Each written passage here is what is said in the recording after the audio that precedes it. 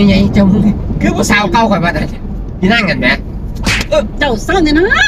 ดูทั้งรถดิเจ้าเก่งใจเพิ่นเนี่ยเก่งใจแก้เพิ่นนี่แม่นั่งรถบ่เป็นรถเจ้าของเจ้าเสียงสิไปหาท่วงผู้สาวผู้หยังโอ้ยเจ้านี่เป็นบ้าข้างนอกท่วงก็ซื้อกันที่เป็นอีหยังไปหยังบ่ลืมมันจะเถื่อนเลยบ่เจ้าบ่ลืมมันบ่เจ้าคนน่ะเก่งใจคนขับคนเนี่ยอู้เจ้าอยู่ไสกับเจ้าก็ดิจมเจ้าอย่าท่วงฮะเจ้าบ่อายคนบ่ดูดิฮะเจ้าฮู้จังหยังให้เพิ่นรู้เรื่องทั้งทุกสิ่งทุกอย่างบ่ฮะเจ้าอะไรกำลังประกาศให้เพิ่นฮู้ที่จะขึ้นรถมากก็สิบ่เก่งใจเพิ่นให้เพิ่นฮู้นำเบิดเงียบเนี่ยโอ้ยผู้สาวเก่าเว้าขึ้นมาหาสไตล์อีหยังฮะอันคนบ่อายเพิ่นบ่ขอโทษหลายๆนะครับขอโทษหลายๆเด้อโอ้ยเมียข่อยเป็นจังซี่ล่ะอยู่ไสแล้วก็โอ้ยคือเก่าอยู่เจ้าเนี่ยนะ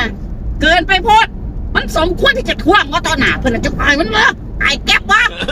ฮะก็เจ้าเนี่ยผู้ห่วงอยู่นี่เจ้าเด้เจ้าอยากท่วงเจ้าอ้อยเพิ่นแน่เจ้าอ้อยเพิ่นแน่เครื่องรถมันเป็นรถเจ้าของก็ท่วงธรรมดาเจ้าท่วงอายเพิ่นนี่นี่เนี่ยนั่งดีๆเพียงโอ้โหจักอายคนเอียงหน้ามึนครับเกินไปแล้วเจ้าน่ะเพราะว่าเจ้าล่ะเกินไปศูนย์โอ้โหจักอายไปหาท่วงผู้สาวอยู่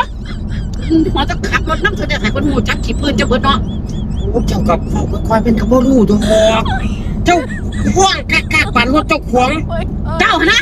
เก่งใจพวกเศร้าบ้างมันซื่อเก่งใจพันสวัสดีเจ้านะเฮ้ยเศร้านี่ใช่ซื้อคือถอยกันเราดีนี่โอ้ย